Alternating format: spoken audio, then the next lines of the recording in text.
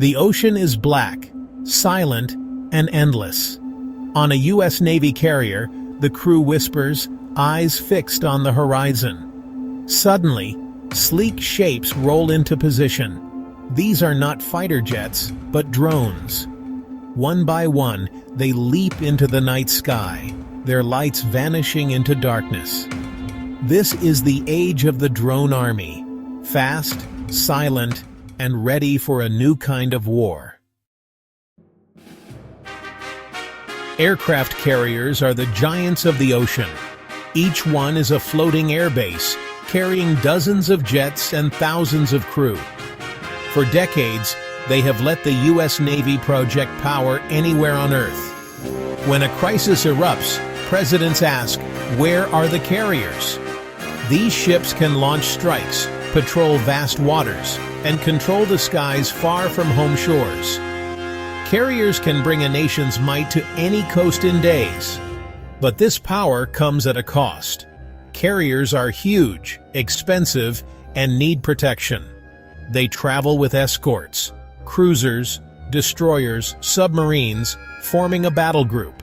For a long time, no rival could seriously threaten these ships. But now, new dangers are rising, and carriers face a fight for their future. China calls its new missiles carrier killers. These weapons can travel over 1,000 miles and strike with deadly force. Their job? Keep U.S. carriers far from China's coast, or destroy them if they come close. The DF-21D is the most famous, able to track moving ships and change course in flight. In a real war, getting near China's shore would be deadly. So the Navy must adapt with drones.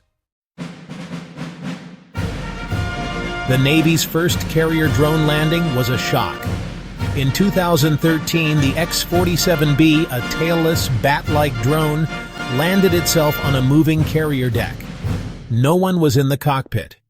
Next came the MQ-25 Stingray, a tanker drone that could refuel jets in midair, letting them fly farther and longer.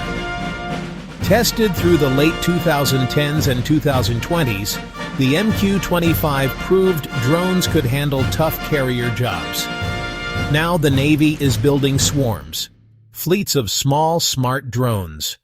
Some launch from carriers, others from destroyers or even submarines.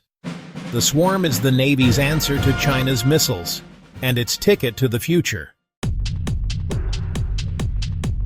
Swarm tactics use lots of drones working together. Instead of one big expensive jet, the Navy sends out dozens or even hundreds of cheap, smart machines. Each drone has a job. Some scout, some jam enemy radars, some act as decoys, and some carry bombs or missiles. Jammer drones scramble enemy signals, blinding their radars and communications. Decoy drones trick defenses, drawing fire and wasting missiles. Strike drones go in last, hitting targets with precision. The swarm shares information through secure links. If one drone is shot down, the others adapt. Enemy defenses, built to stop just a few big jets, really struggle against a flood of small, smart attackers. Swarm tactics make carriers powerful again. The carrier's flight deck is changing. Where pilots once hustled to jets, now technicians swarm around drones. Their tools are laptops, not flight helmets. The future belongs to software and the sailors who master it. For some, it's exciting, safer, less risky. For others, it feels less heroic, more remote. War is still hard, but now the enemy is sometimes invisible, hidden in lines of code. Drones make war safer for crews, but not risk-free. Communications can be jammed.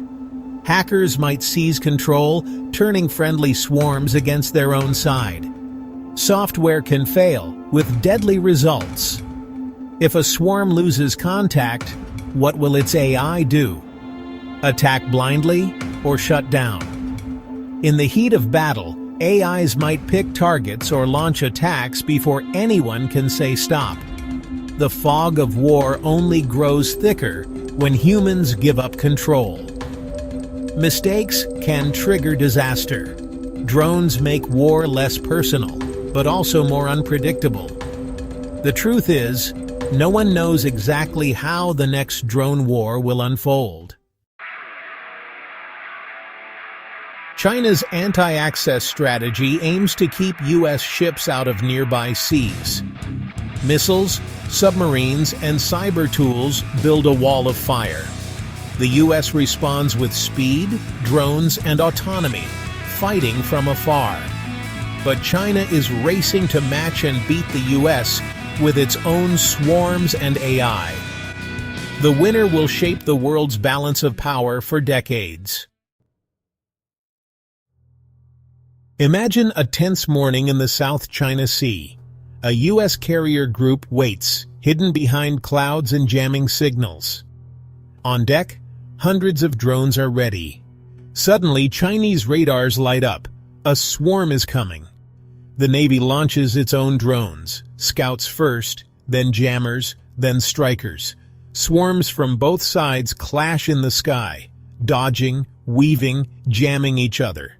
Some crash, some break through. Missiles streak overhead, chasing targets that vanish, reappear, and split apart. Below, sailors and officers watch screens, issuing commands. The sky is thick with confusion.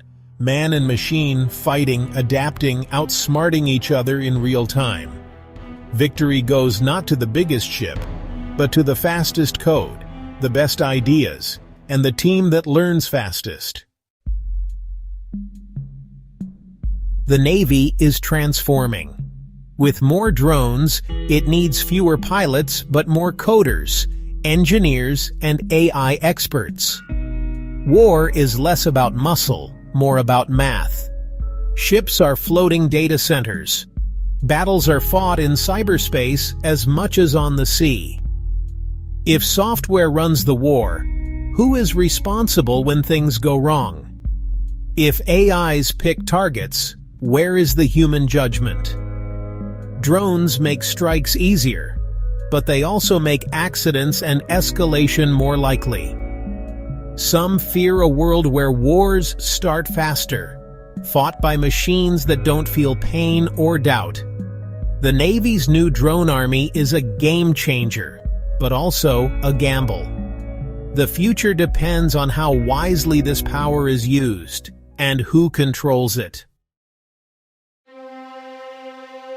The U.S. Navy's secret drone army is about more than ships and machines. It's about who gets to shape the future and on what terms. For decades, carriers were symbols of power. Now swarms of drones may decide who rules the waves. Drones can keep sailors safer. They can strike farther, move faster, and think quicker than any human team. But they also raise hard questions about control, trust, and the cost of losing touch with war's reality. The drone revolution is not just a Navy story. It is the story of all humanity, how we use our smartest tools, and what we risk to stay safe and strong. The future of warfare and the balance of peace will depend on what happens next.